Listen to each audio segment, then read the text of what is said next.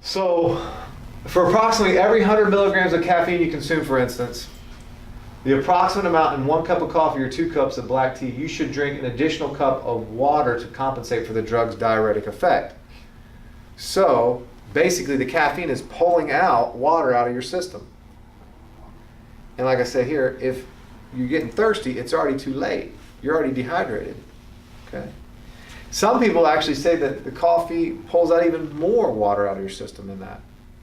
So just because you're urinating doesn't mean you're hydrated. It means you're dehydrating yourself, right? Some people go to bed at 11 o'clock at night. They haven't had water since dinner, 7 o'clock, let's say. They get up, dehydrated. They don't have another cup of water until lunchtime because they've had 2-3 cups of coffee, right? So virtually they've gone almost 15 hours, 16 hours, 17 hours without drinking a cup of water. On top of that, drinking diuretics. And they wonder why their back hurts, their joints hurt, they have headaches. So the first thing you should do before you go to bed and when you wake up is drink water. Not too close to bedtime, but make sure you're hydrated throughout the day. And also drink water in the morning. If you have a cup of coffee, make sure you drink a cup of water right after, if you're going to keep doing it. So you also look at the pH of coffee. It's at 5, which is acidic. Our pH can't drop below 7.39, right? If our pH goes too low, then we're going to implode. We're acidic. Most people aren't getting enough water, so essentially they're becoming arthritic, and their body is trying to alkalize itself. And so what it does is it draws the alkaline bicarbonates from the joints and the bones to regulate the pH. Does that make sense? So I can tell with people who they come in, they have arthritis on their x-rays, and I almost know in my head, hey, they've been drinking coffee for 30 years based upon their x-rays. What does your spine do? What do those bones in your back do? They protect your nervous system, right? The master system. If you don't have the proper protection of the nerves, you don't have proper function, and you're not going to feel well over time, right? You want to prevent arthritis? Hydrate, hydrate, hydrate. If you think about your body, your organs are approximately 90% water, 80% water, somewhere in there, and your joints are 80 to 90% water. What's more important for your survival? Your joints or your organs? Your organs, right? So your organs are going to draw water from the only place they get it. So not only are you pulling the bicarbonates out of there, if you're dehydrated and acidic, which usually comes in pairs, when you're dehydrated, the organs draw the water from the only place they get it, and that's your stressed joints. Your knees, your hips, your back, and your neck, right? So you want to prevent back pain? Drink water. Alkalize your body. Don't drink too much coffee or caffeine, period. Minimize it. The other thing that it does is it causes leaky gut syndrome. So remember, your gut is directly connected with your immune system. So if your gut health's poor from all this toxin, caffeine, chemicals, sugar, you destroy the gut, all that stuff leaches into the bloodstream and the immune system starts attacking itself. Hence autoimmune disease, arthritis, rheumatoid arthritis, lupus.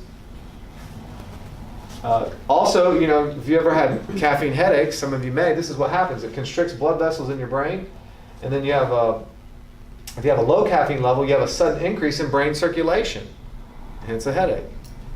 And you drink a cup of coffee, it constricts it, and the headache goes away. You're addicted.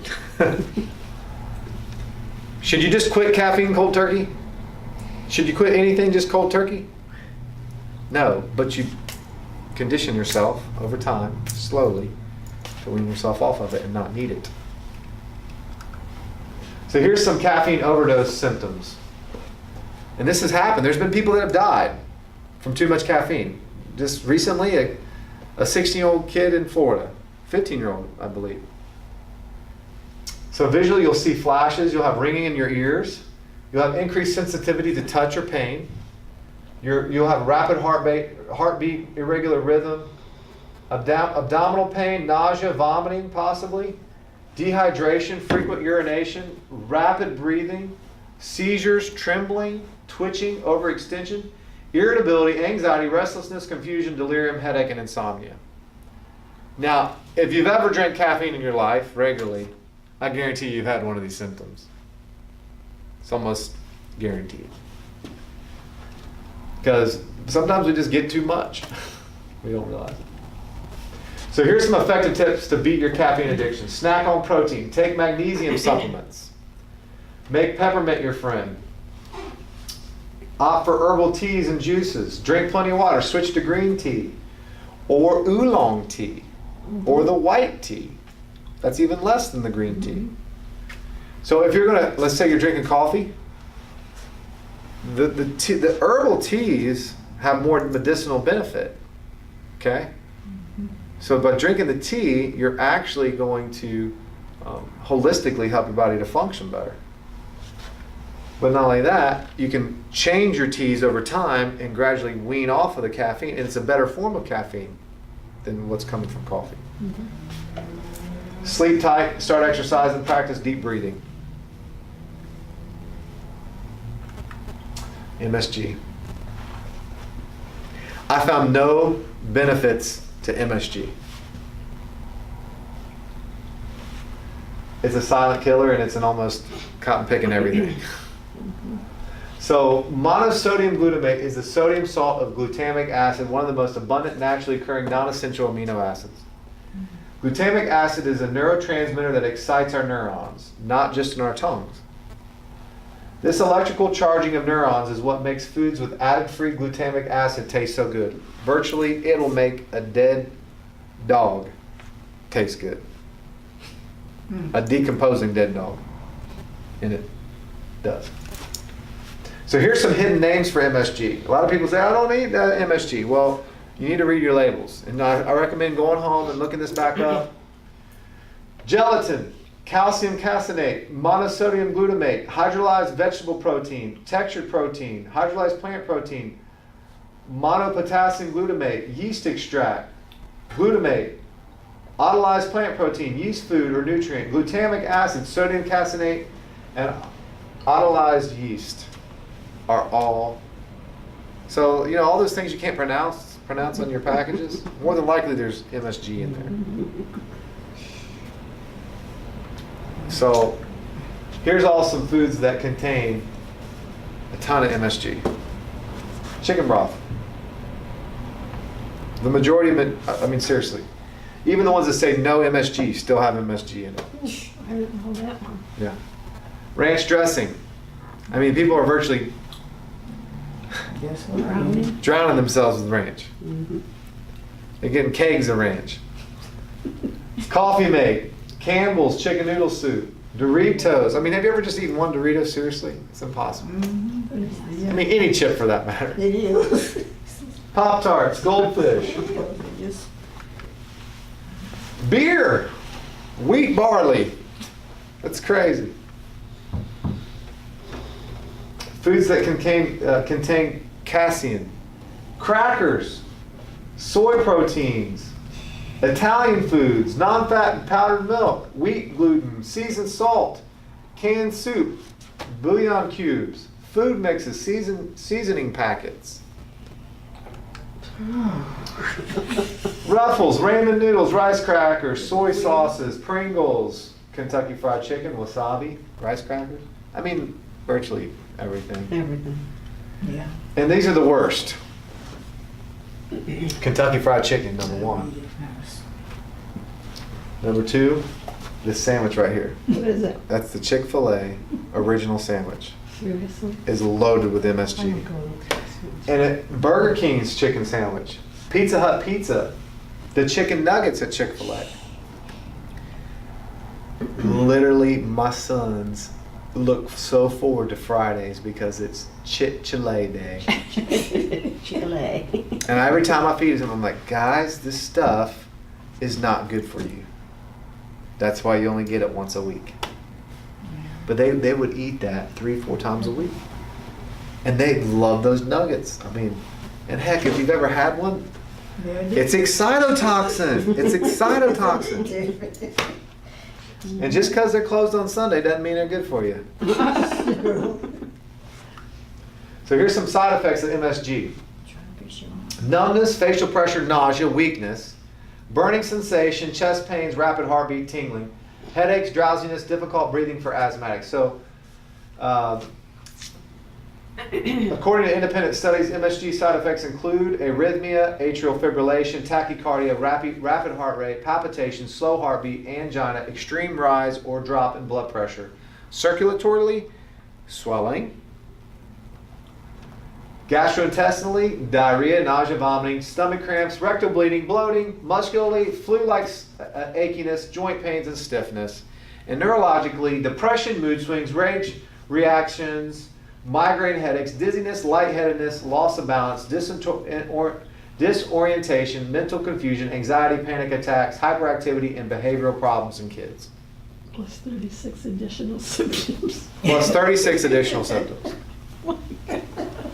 Don't eat. It's fast food, and it's primarily in the chicken products in fast food. But that doesn't mean the rest of it doesn't have it. Now, what else is addictive? What else is excitotoxins? What else are considered excitotoxins? Well, you've got domoic acid, another non-essential amino acid. Domoic acid occurs naturally in shellfish. It's hard to eat one shrimp, right?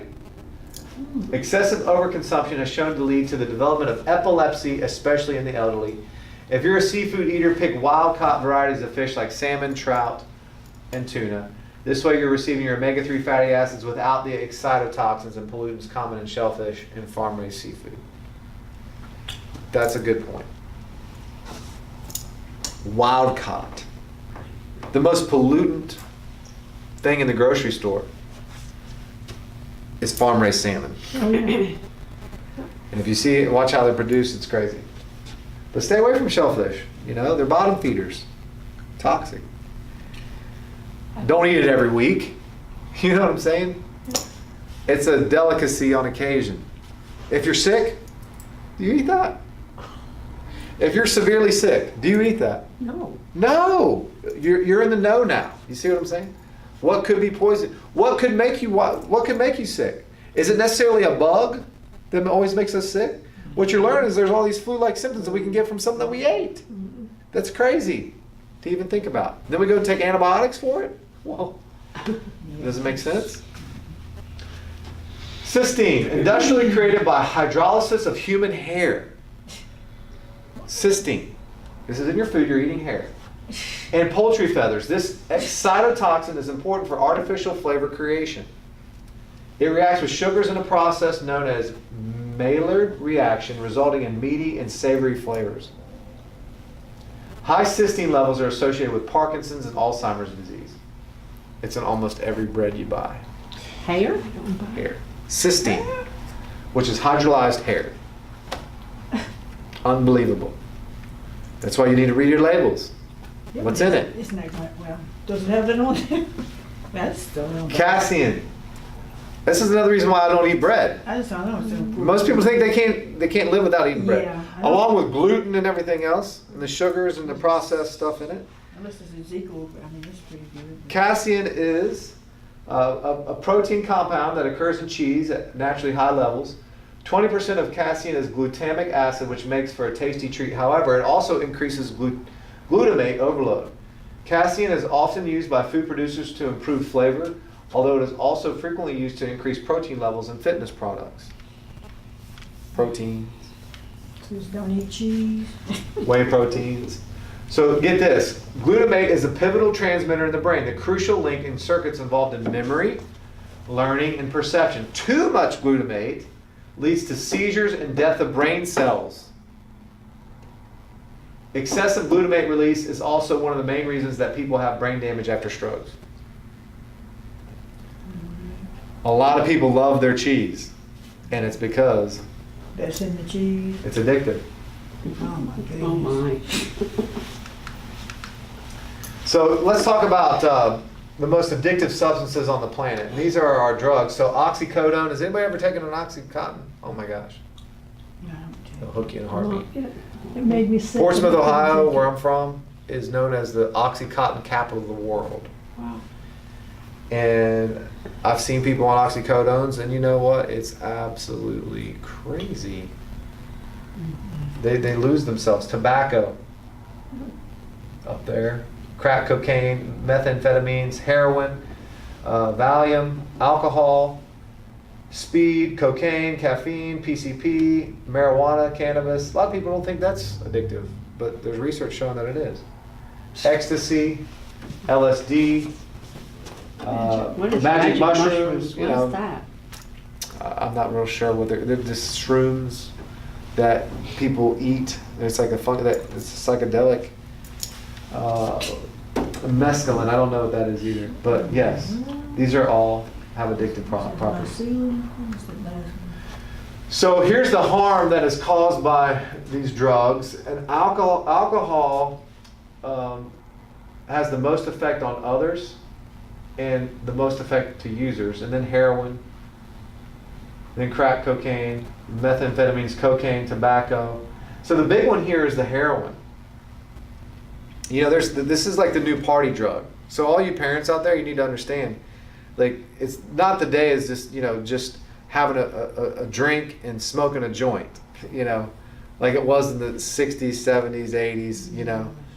Now the kids are getting a hold of pills, ecstasy, and heroin pills. And, you know, these are being cut by drug dealers, and it's not done professionally, so you can get God knows what in these pills, and it can kill you. And I've had two patients that have lost two kids in the last 3 years from a heroin pill laced with fentanyl, too much fentanyl. And fentanyl has been known to shut down your breathing centers when you get too much of it. That was Michael Jackson, wasn't it? Yes. So make your kids aware of this stuff. That it's not just but then they're making it look like they're little candies, right? And they're getting them and then they're hooked. It's so addictive. So then you got on down the line, tobacco, harm to others and harm to self, amphetamines, cannabis, and the list goes on and on. But alcohol, number one. Mm. So this is Russell Brand. He was actually an addict, and you know he talks about how he became an addict and how God saved him, you know, and how he worked on his heart and he overcame his addiction. And so this is a new book that's just come out, and I think it's pretty profound that he's bringing his faith into it now, you know. And he's an actor in Hollywood that was married to Katy Perry, and yep. you know, he hit rock bottom, and you know he dug himself out of that hole. And this is his methods to helping him get back on his feet. Also, Lisa Mincy actually wanted me to leave her contact information. If you know someone that is, you know, a parent of someone that's going through addiction, or someone that is addicted and needing help. But this is a local local company here in the upstate. It's called grasphelp.org is the website. And she left her phone number, 864-350-3407. She's committed her life to helping people with addiction because of her son who overdosed. And, you know, he was 21 years old and took a heroin pill laced with fentanyl and killed him. So she's made it her life's purpose to share with people, you know, how this has affected their family and ultimately how to help, you know, others, you know. So contact Lisa if you do know anyone that needs help.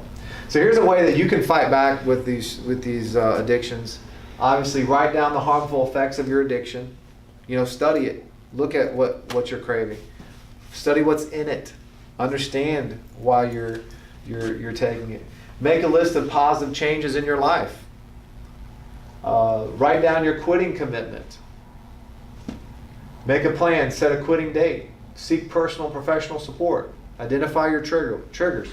So when you're talking personal and professional support, you know, like the big thing there is getting counseling that's going to get to the root of the issue. And I believe a lot of the root of the issue with most people is in the heart.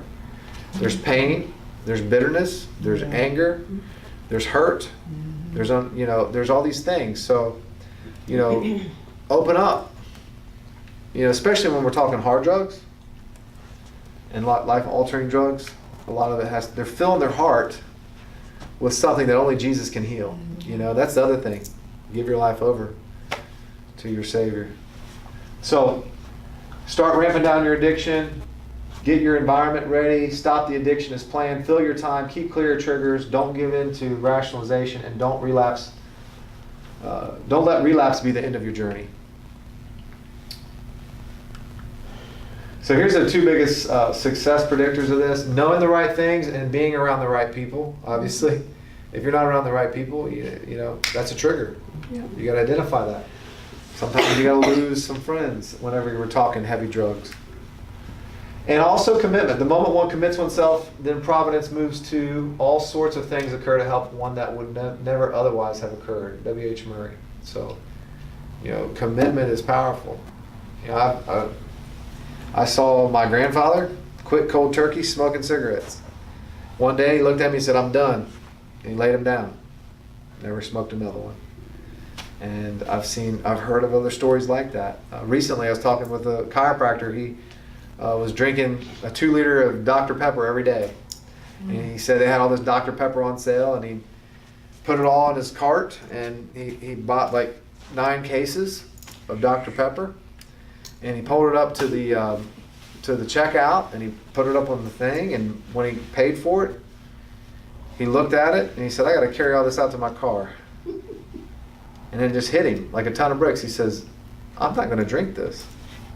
And he decided right there in the store, he looked at his wife, he's like, "You're going to be mad at me, but I'm not going to drink it." And he quit. He hadn't had another one since in 4 months. And he's dropped 40 pounds, 4 months. I'm so proud of him, you know. But, you know, it's things like that. We can do it, you know, if we understand what it's doing to us, especially, you know. And that was my objective tonight. I hope it's been useful. So obviously, you know, another thing that can help you with addiction is taking care of your health. What's the optimal way to take care of your health? Take care of your nervous system. And so you can go a month without food, days without water, you can go minutes without air. You can't go 1 second without nerve supply. The optimal way to take care of your health is to boost your nervous system. And that's what we do in chiropractic. And so, obviously, the nervous system is the foundation for health. It controls all, the brain controls all function, healing, and the energy flow throughout your body. So when you're getting adjusted, you're optimizing these things. There's warning signs that you have subluxation. Now, not all these things could be due to a subluxation, but they can be. So, headaches, menstrual problems, high blood pressure, depression, insomnia, sciatica, neck pain, dizziness, fatigue, acid reflux, numbness, tingling, and asthma. And the list goes on and on. It's like your check engine light blowing up, you know, and your nervous system's your engine. You need to get it tuned up. And this is why you stay on top of it. Once you get checked, guess what? It doesn't go away. Stress. Slips, falls, accidents, sleeping wrong. That you name it. Looking down at your phone, crossing your legs, sitting with a wall in your back pocket, driving across country, you name it. We're always under stress. The demands that are on us are greater than ever before. Continue to counteract your stress.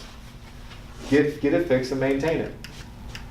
And then obviously, you know, you want to stay engaged. So next, actually Wednesday, March 28th, we're going to be doing our nutritional class at 9:45 that morning.